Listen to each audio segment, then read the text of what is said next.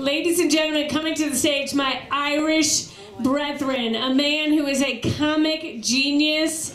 He will be huge in the English-speaking world. Ladies and gentlemen, Ryan Costello. Thank you. Thank you very much.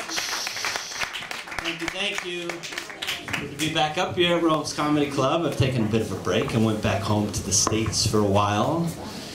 Spent several weeks there. That's always an interesting experience after you've lived in Italy for some time, because stuff that is normal and everyday to you here in Italy will totally freak out Americans if you try to take it back there. Okay? One of these things is the kiss hello. In America, this is a very reserved thing. Okay? We use the kiss hello with family. Maybe with close friends, and maybe, okay, there's plenty of people who are on the awkward handshake with their own dad. But here in Italy, no, the kiss hello everybody. Everybody, you kiss hello everybody. And it's okay, you know, you get accustomed to it after a while. But one thing that does take some getting used to is the kiss hello with another man. It's just really not part of our man code back in the States. It's not part of the whole bro social contract. Okay? And it's very complicated. You might think it's easy. It's really, really complicated. Every time it's so freaking awkward and complex. Do you break right? Do you break left? Do you actually kiss the cheek? Do you just touch cheeks? Do you hover in the air near the cheek? Do you make the kiss noise? Do you not? It's so complicated, but you gotta get it right. You gotta get it right. Because if you zig and he zags, full-on man smooch. Not part of anybody's contract. Nobody signed up for that. Nobody signed up for that. You know, but this is something Italian men are used to and they're comfortable with, and that's okay. These are cultural differences. These are cultural differences. This is what being an expat is about. It's about learning and experiencing these things. But I'll tell you, there are some things that Italian men will do that American man will never do. One of those things is carry the small bag. Sometimes referred to as the man purse or the merce, if you will. We just don't do it. You don't carry a small bag. Do you have stuff to carry? That's what you got pockets for. Just cram it in there, motherfucker, because you're not going to carry a small bag. You might carry a big bag. You might have camping gear or hockey equipment. That's okay, but a small bag of merce?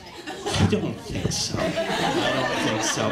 Another thing that Italian men often do that an American man won't do is use the bidet. When I arrived here in Italy, I didn't know really what that was, and my wife was like oddly really encouraging me to use it. Use the bidet. Use the bidet. It's very nice. It's very refreshing. Use the chili gel. It's like this. I'm not gonna. If I can't pee in that thing, I don't even understand what it is really.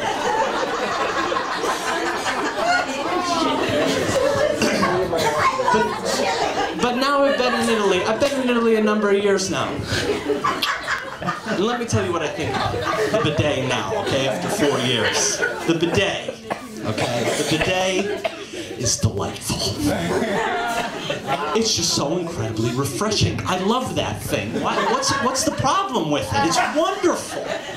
It's wonderful. I use it every chance I get. It's even environmentally friendly, really, because you save on an awful lot of water. You use that thing every day, you hardly ever have to shower anymore. You keep that basement clean, people. The whole house is staying fresh for quite a while. Oh yeah. Oh yeah.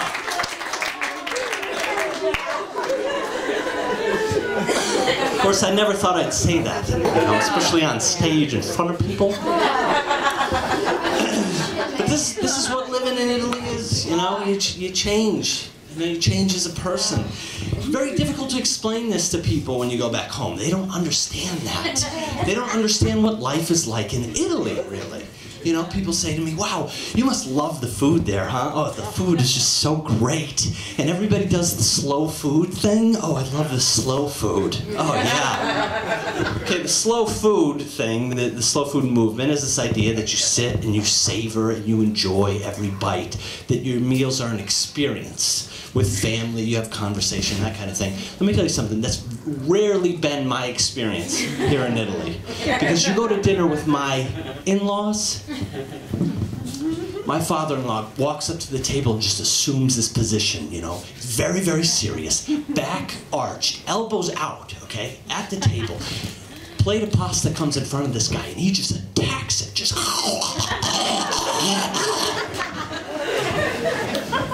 There's no real savoring happening.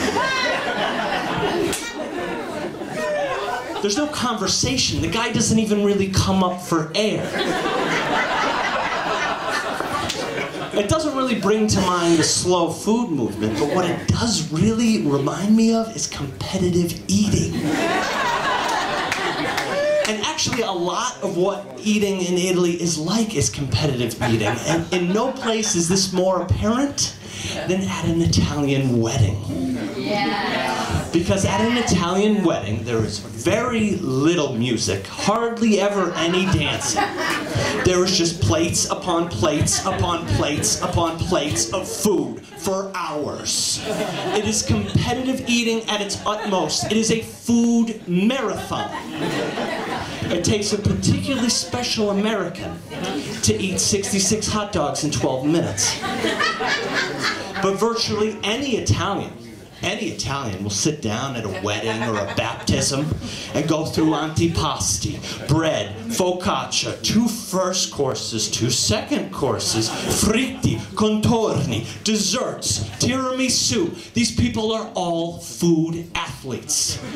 It's incredible. It's competitive eating at its utmost. But that's how Italians are. They just love their food, you know. Recently, my wife and I went out for a nice dinner. My wife is from Rome. We don't get to go out very much anymore. You know, we're parents and whatnot, but our daughter went to a sitter. We went out. We went to a beautiful restaurant for a very nice meal, you know. It was wonderful, except that we sit down to eat at the table, and my wife just locks in. She just gets into it. And when I say into it, I mean seriously into it, like when Harry Met Sally style. She's like, oh God, yeah. Oh my God. Oh my God. Oh yeah. Oh my God. Oh God. Like there's people here, man. Can you keep it down? She's like, oh my God, yeah. Oh yeah. Oh God. Oh God. Oh. Oh. Oh. This is some good cheese. We gotta get the name of this cheese, Ryan. This is some good cheese. Ladies and gentlemen, this is just the antipasto. Thank you all very much. See you next time.